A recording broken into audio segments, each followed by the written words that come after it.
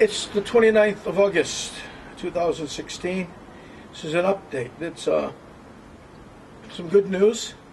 And then there's some things that disturbed me during the week, which, rightfully so, I had to come to terms with and deal with, which I'm going to bring to the table, I think, so that you can hear a little bit about this, because you'll probably will in the near future, one way or another. So may as well hear it from me. That way you get what happened, the real thing, not the make-believe thing.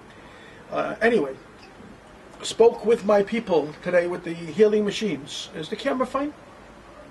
With the healing computers, and we have 10 for sale. There'll be 10. You can contact me, only 10 for the right now, and you'll have to fly to either Germany or here. He will be here or Germany, and he'll show you how to read the computers so you know exactly what's happening to the person that you're monitoring. If it's yourself, you need to teach somebody else to do you. While you're here, of course, they'll do the readings for you. The instructions, the manuals, and so on are being translated right now, 150,000 words or something. It's a lot. Into English. Jeez, I might be wrong, but I could be wrong. That's a lot of words. I remember 8,000 doing an essay. Used to be crazy when I was in college. 8,000 seemed like a ton. And now 150,000, that's 20 times that. Oh, anyway, I'm not sure on that, but I'm pretty sure he said 150,000 words. But it'll be in English, so that's a good thing. The programming will be in English. So English and German for now. So if you are serious and you're really concerned and you want one of the first 10, you better get moving and get to me, because if you wait too long, I'm going to put the people out there and line them up, because I've got like 400 people that want computers, okay, the healing computers, and I don't blame them. Later in the week, so you know, here's something too. Later in the week, we're going to have, not this week, maybe beginning of the week, let's say beginning of the week, we're going to have the video part that I told you of the screening of the computer. It's going to be turned around. You'll have that. So with some explanations in English of what's going on. So you'll also have that. So rather than just have the healing computer that works, you're going to have all the information regarding it in English and so on. Okay? They're doing their best for us. I made sure, and they're trying to help. Now, during the week, you don't even know about this NUSC. You don't know. But during the week, I received a phone call from someone, and they mentioned something that popped up on the internet about me. Oh boy, how old could I have been? I don't know, but it was a long time ago. And it was about a woman, a girl that I dated back then. And she got pregnant. And she blamed me, of course. And rather than me do any medical test, blood test, at the time I just thought it was mine, because we were fooling around. It turned out not to be mine after I took her to court. I took her to court. She didn't take me. She started playing with my seeing the child. When I was seeing the child 5 or 6 times a week without visitation. You know, I didn't have visitation. All of a sudden, I took her to court. The first 3 or 4 times she made deals in the hallway of the court. So she didn't have to go in and be exposed. But the next time, I guess she decided to go for it, and she ended up with her ass handed to her. I had 29 witnesses, and she didn't have any. She lied to them. She perjured herself. She got caught. She claimed she hadn't been with me during at the time of pregnancy, which had been in January. She said that she hadn't seen me until May, which means she's 5 months pregnant.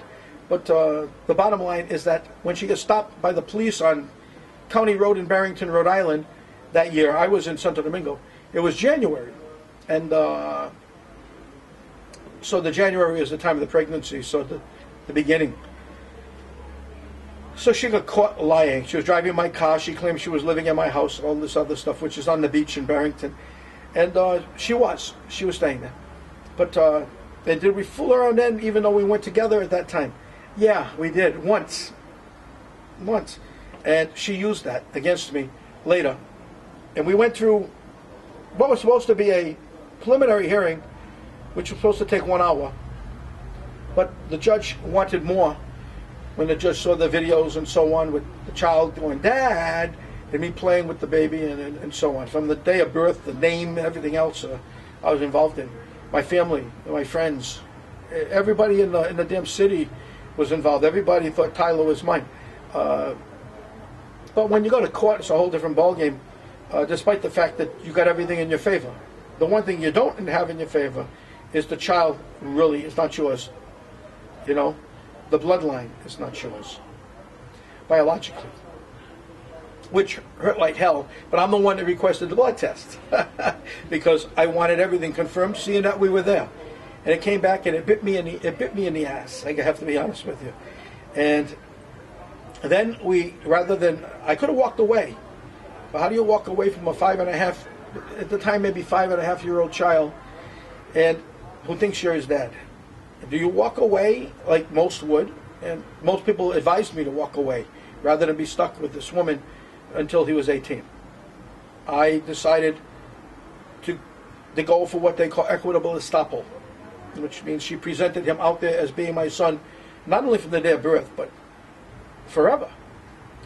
I had 29 witnesses come in from all parts of the world, and we put on a show they never saw in Providence, Rhode Island before. The judge, she was a little nervous to make a ruling. This is supposed to be a preliminary hearing. It's supposed to be less than an hour. The first hearing was probably 3 or 4 hours, and they kept going the next day too. And this is still a preliminary hearing to decide if we're going to have a full-fledged hearing, which I'm sure some of you understand. And even after the first 2 or 3 days of hearings, my attorneys from Fort Lauderdale were there. When the judge asked me why, I said, because all the attorneys here in this courtroom are all friends of mine, but they'd all like to see me lose. I said, they all think I should walk away from this matter, and I shouldn't pay any more. Now that I found that the child is, well, I hadn't found it at that time. So my attorneys came in from Fort Lauderdale. I had Shelley come in, who was the best. And we went to battle, and we were kicking the crap out of her. She got caught lying, perjuring herself, among so many other things. And in the end, despite the beating that we gave her, we dragged her through the mud. And I'm not sorry we did, because she deserved it for doing that to the child. Hurting me is one thing. Hurting the child at 5.5 years of age, come on. You know, it wasn't good. And it was hurting me. It was hurting my family. My mom was crying. Everybody's crying. And we don't know what to do, really. With so many people there. The courtroom was packed. I don't think the courtroom's ever been so packed over such a matter. But they usually get these matters taken care of like this. They walk out, best interest of the child, bye-bye. And in this case, there was a fight. There was a fight. In the end, despite everything leading against her and all, you really, and I agree today, I didn't then, you really have to come to terms with the best interest of the child. And with her and me fighting like we did, because she was a real lying animal. Excuse me for saying that, but she is what she is. I'm sorry she's lying there with cancer today, but you know, what goes around comes around. If you treat people like crap, sometimes the guy up above comes and treats you like crap too. Her son left her, like he said he was going to do, at the age of 18, and she hasn't seen him since. He's now a member of the Israeli military. She asked for it, she got it. She got it from him, she got it from me. The people in Rhode Island didn't want anything to do with her after this. They understood. And now, but in the meanwhile, it shows up there on the thing that I lost. The Supreme Court ruled against me. I can't beat in the best interest of the child. And no matter how many witnesses I have, no matter how bad she is. So long as we don't get along and we can't talk, then I lose. The child loses. She wins, no matter how bad of a mother she is. So I received a message and a call and talking to me about it, and this is probably the most painful moment other than my father and mother's death in my life. And you know, I couldn't believe anybody could hurt a child like that. I took care of everything. Don't worry about money. I took care of everything. I wanted him to have everything. and it became a mess. So anyway, you might see that soon. I don't know why it's out there, and I didn't see it. And they may be trying to come at me now that way. But, you know, I want everyone to know the inside of it. And if you look at the inside of it, you'll find what I'm saying is accurate. And what they're going to show is I lost. I can't beat best interest of the child. And I wish I could have. Because maybe not. Not nowadays. Back then I did. You know what I mean, Nusk? Back then I wanted him to be safe. And I did when I left. I did 5 years later. It's 15 years later now or more. 18 years later. And I only wish him well. You know, I understand he's going to come knock on my door someday. If that's the case, he's welcome to come in. And he's welcome to talk to me. And I've saved the transcripts and everything for him if he ever wants to look at them. But I think that might be a bad thing to do too, because it could hurt him. It could hurt him. But he walked away from his mom because he knows what she's up to. Anyway, I'm sorry about that. And I got mad at the person who told me about it because it hurt me. And I apologize to that person as well, because just didn't like it. Just didn't like it. It just hurt. Now, getting back to other things. Things are getting lined up for me. I'm lining myself up financially. Mark Thomas is not feeling well, the way I see it. And rather than wait, I'm going to move, and I'm going to put the funding together. I'm going to get out of here, and I'm going to get those collateral accounts opened. I'm going to use them to set up clinics for the healing machines. And there's going to be other machines coming too that you're not going to believe. But I won't tell you about them until I have them in my hands, or I've seen them, or I've used them. You can see already I'm feeling better than I have in a long time, even when I talk about such a heartfelt moment. It really was a horrible moment. And they want us to dance downstairs. Hear the music. It's chakaraka. Nasco can do the chakaraka. Over here we have a dance called the chakaraka, right? Huh? We have the chakaraka. And you want to do the chakaraka? Or you want to do the tango? Nevertheless, the new machines will be coming. We're going to need money for those. I need to open up those accounts, which is what I planned on doing anyway with the accounts, is setting up the new technologies, the energies, the medical, the clean water, the ceramics, which is the aluminum turned into a ceramic, which is 9 times stronger than steel, with the internal flexibility of aluminum. You can shoot a Kalashnikov at it, and it can't scratch it. It can cut glass. It's radar proof, and it's heat resistant. It can go up. You know, so there's so many good things about it, but the worst thing about it is the radar proof, because it'd be a weapon of war. So we probably won't be getting that anytime soon. And I really don't want to get involved in that with militaries.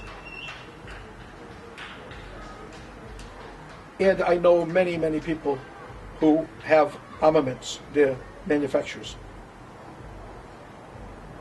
So, I think I've said, don't tell her.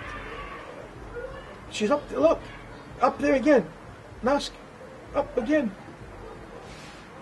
Damn it. This time she's got a bow and arrow shooting at me. She's shooting at me with a bow and arrow. Oh, she's playing Cupid, I hope. Hit me, Cupid. Hit me. I'm already hit. I'm already hit. All used up, Cupid. Already hit. Anyway, I wish you all well. Just wanted you to know about the machines. I wanted you to know about the collateral accounts and what they'll be used for. They'll be used to place clinics throughout the world to heal people. To begin with, it's not going to be so much. It'll be enough. We can get this thing off the ground. We can put it where it has to be. And Wild Bill is out there running around somewhere. He'll be helping us too. And Mark Thomas is not well. Mark, please get well. You're very important to this, and without you, I don't know if we do it, but I'm going to get out and I'm going to try to help, and we'll see what happens. Everybody take care, and this is a huge project and undertaking, and I think we'll have it done shortly. Thish, miss you, and sorry about that. Very sorry. And yeah, Burt Reynolds. Not a bad comparison. Take care, baby, and take care, everyone. I wish you all well. And don't shoot me with that. It doesn't look like a Cupid arrow. Talk to you later. Take care. God bless. I'll be back to you with things shortly. Bye-bye.